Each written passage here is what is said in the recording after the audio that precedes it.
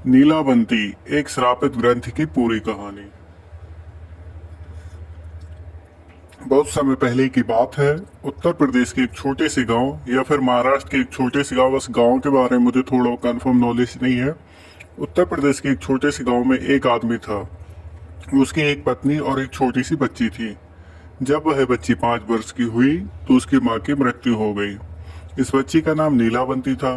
नीलावंती की माँ की मृत्यु के पश्चात नीलावंती के पिता ने उस गांव को छोड़ दिया और नीलावंती को लेकर दूसरे गांव में चले गए। दोस्तों, नीलावंती के पिताजी आयुर्वेद का अच्छा खासा ज्ञान था नीलावंती के पिताजी को।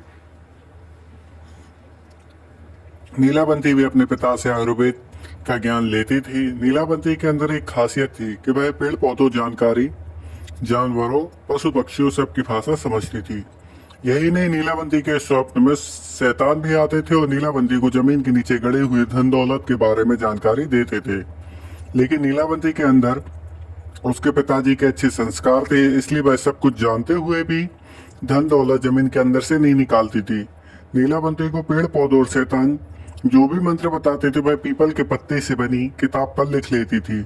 जब नीलावंती 20 से 22 वर्ष की हुई तब जो भूत प्रेत नीलावंती के स्वप्न में आते थे वो हकीकत में सामने आने लगे। कुछ समय बाद नीलावंती को पता चलता है कि वो एक श्रापित यक्षिणी है जो कि एक श्राप की वजह से इस दुनिया से बाहर नहीं निकल पा रही है। उसे अपनी दुनिया में जाना था।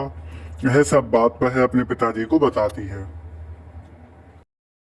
तब उसके पिताजी उससे कहते हैं कि बेटी, यदि इस दुनिया की नहीं हो और किसी श्राप के कारण तुम इस दुनिया में फंस गई हो तो मैं तुम्हें नहीं रोकूंगा, अतः तुम स्वेच्छा से यहाँ से जा सकती हो। फिर नीलावंती उस गांव को छोड़कर जाने लगी कि रास्ते में उसे एक व्यापारी मिलता है।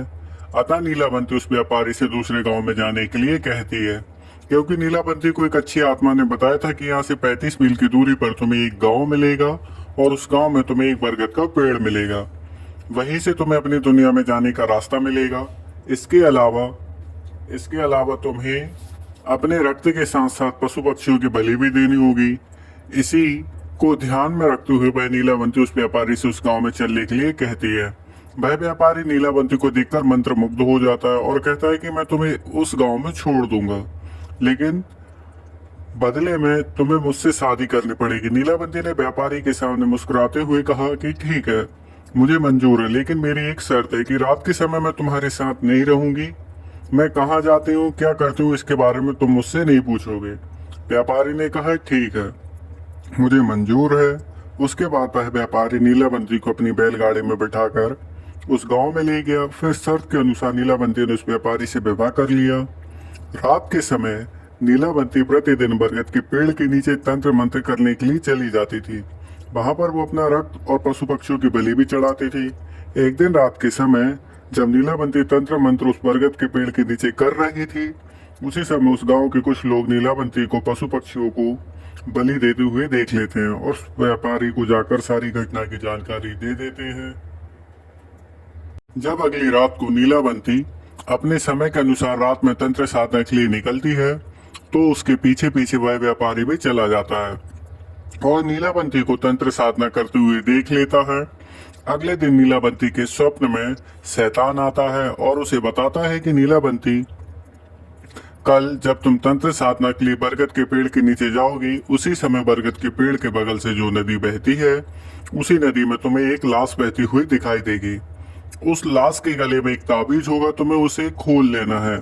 गले से ताबीज को निकालने के बाद उसी नदी में तुम्हें एक नाव पर सवार आदमी मिलेगा। तुम्हें इस ताबीज को उस आदमी को दे देना, वह तुम्हें दूसरी दुनिया के दरवाजे तक पहुंचाने में तुम्हारी मदद करेगा। उस शैतान ने नीलावंती से यह भी कहा कि तुम्हें अपनी दुनिया में वापस लौटने का सिर्फ यही एक ही चांस मिलेगा, दोबारा चांस तुम्हें नहीं मिलेगा। अगले दिन नीलावंती बहुत खुश हुई कि ये रात के समय बरगद के पेड़ के नीचे चली जाएगी। वह तंत्र साधना अपने रक्त की। अगले दिन नीलावंती बहुत खुश हुई और रात के समय बरगद के पेड़ के नीचे चली गई। वह तंत्र साधना कर अपने रक्त की तथा पशु पक्षियों की बलि दे रही थी। उसे नदी के किनारे एक लाश बहती हुई दिखाई देती है। नीलावंती उस लाश के पास जाती है और उसके गले में बंधे हुए ताबीज को निकालने की कोशिश करने लगती है। उसी समय वहां पर व्यापारी भी आ जाता है जो कि अपनी असली रूप शैतानी रूप में आ गया था। वह ताबीज की पहली गांठ खोल पाती है कि दूसरा खोलने ही वाली थी कि गांव वाले वहां आ जाते हैं। नीलाबंती को नरबक्षी समझकर कहने लगते कि ये दोनों शैतान हैं, ये दोनों सभी गांव वालों को मार डालेंगे। अतः इन दोनों को मार डालो। सभी गांव वालों ने अपने अपने हथियार लेकर उन दोनों को दौड़ा लिया। नीलाबंती तो बच गई, लेकिन गांव वाले ने उस राक्षस को मार दिया। उस राक्षस को मार गिराया। राक्षस होने की वजह से वह दोबारा जीवित हो उड़ा और नीलाबंती के पास आकर बोला कि तुम मुझे ये किताब दे दो जिसमें तुमने मंत्रों को लिखा है, और मुझे कुछ नहीं चाहिए। तब नीलाबंती ने सोचा कि यदि यह किताब इस शैतान को मिल गई तो यह दुनिया के लिए अनर्थ साबित हो सकती है। अतः नीलाबंती ने उस किताब को श्रापित करते हुए कहा कि जिसने लालच में आकर इस किताब को पूरा पढ़ा या पूरा पढ़ लिया, उसकी तुरंत मृत्यु हो जाएगी, और जिसने इस किताब को आधा पढ़कर छोड़ दिया वह पागल हो जाएगा। यह कहकर नीलाबंती उस किताब को लेकर भाग गई। उसके बाद नीलाबंती का आज तक पता नहीं चला वह कहाँ गई। कुछ समय पश्चात वह किताब एक साधु को मिलती है। उस साधु के मन में किसी भी तरह का कोई लालच नहीं था। चूंकि वह किताब दूसरी भाषा में लिखी गई थी, अतः उस साधु ने उसे सरलतम रूप में अनुवाद करके लिखा ताकि सबको समझ में आ जाए। यह जो नीलाबंती ग्रंथ है यह सच है, पर आज तक ये नीलाबंती ग्रंथ कितने लोगों ने पढ़ा है ये हमें नहीं पता। और अगर आपको बाई चांस ये नीलाबंती ग्रंथ मिल जाएगा तो आप क्या पढ़ने की कोशिश करेंगे। और हालांकि जो हमारे पुराने जीवन काल में पुरानी पौराणिक चीजें हुई या फिर ये भी यक्ष गंधर्व, ये सारी चीजें अभी भी मौजूद हैं इस पृथ्वी पर, जो कि हमारा इंसानी रूप लेके हमारे साथ रहती हैं और हमें पता नहीं रहता। उसी प्रकार ये नीलाबंती ग्रंथ जो है, जो कि एक यक्षिणी के द्वारा लिखा गया था, और यक्षिणी इंसानों से काफी ज्यादा ताकतवर होती है और काफी ताकतवर होने के साथ काफी सुंदर भी होती है। तो इनके पास हर चीज की ताकत होती है, तो इनसे हम कभी पंगा नहीं ले सकते। पर नीलाबंती ग्रंथ के द्वारा हम जमीन के अंदर गड़े हुए सोने, पशु पक्षियों की भाषा सीखना, इन सारी चीजों को अपने अंदर समाहित कर सकते हैं नीलाबंती ग्रंथ के माध्यम से। पर नीलाबंती ग्रंथ को पढ़ने की कई सारी शर्तें हैं, आपको ये पता ही चल गया होगा। अगर बाई चांस आपको नीलाबंती ग्रंथ मिलता है तो क्या पढ़ना चाहेंगे, कमेंट के माध्यम से बता सकते हैं।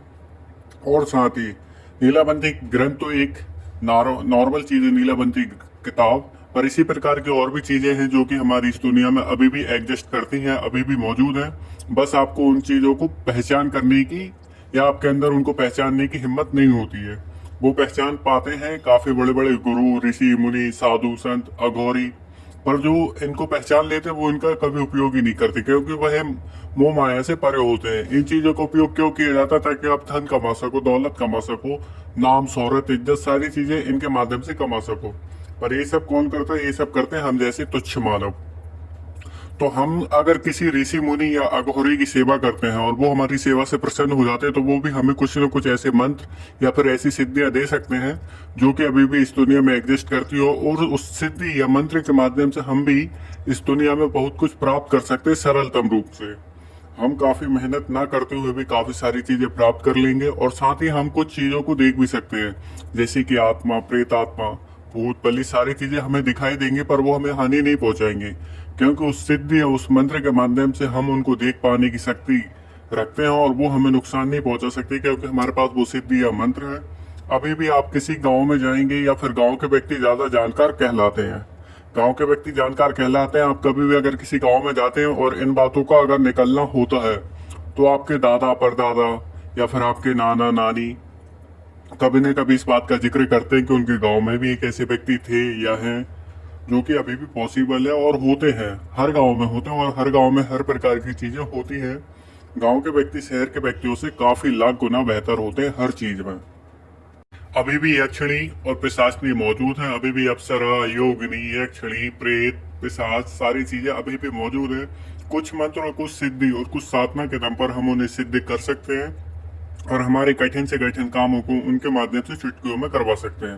पर ये साधना सिद्धि काफी कठिन होती है, और इसके लिए आपको कई सारी चीजों का त्याग करना पड़ता है। ये सारी साधना एकांत में होती है। इसी प्रकार की साधना मौका मिलेगा तो मैं आपको इसी YouTube चैनल के माध्यम से बताऊंगा, सिर्फ जानकारी के थ्रू। आप उनको कभी अप्लाई ना करें, क्योंकि क्या हो सकता है आप उनको आपकी गैर हाजिरी या फिर गलत जानकारी के चलते आपके साथ कुछ अनर्थ हो जाता है, तो इसकी जिम्मेदारी कौन लेगा? हाँ, अगर आपके पास काफी जानकार ऋषि मुनि हैं आपके पास जानकार गुरु है वो जो कि आपकी रक्षा कर सकते हैं, तो आप इन चीज़ों को अप्लाई कर सकते हैं, क्योंकि अभी भी ये चीज़ें होती है। आप बिलीव करो या ना करो, पर इन चीज़ों को बिलीव करना ना करना आपके हाथों में है, पर ये चीज़ें अभी भी होती है। कभी कभार आपने देखा होगा, जरा सा कई व्यक्ति कहीं बाहर जाते तो हवा का झोंका लग जाता है, तो हवा के झोंके से उनकी जो तबीयत खराब होती है वो इनका ही झोंका रहता है, क्योंकि ये काफ़ी ताकतवर है। इनकी सिर्फ जरा सी हवा के झोंके से आपकी तबीयत खराब हो सकती है, तो सोच लो ये कितने पावरफुल होंगे। और ये अगर आपके पास आ गए या फिर आपने इनको सिद्ध कर लिया, तो आप मिनटों में चुटकियों के माध्यम से अमीर बन सकते हैं। धन्यवाद इसी प्रकार की जानकारी के लिए। लाइक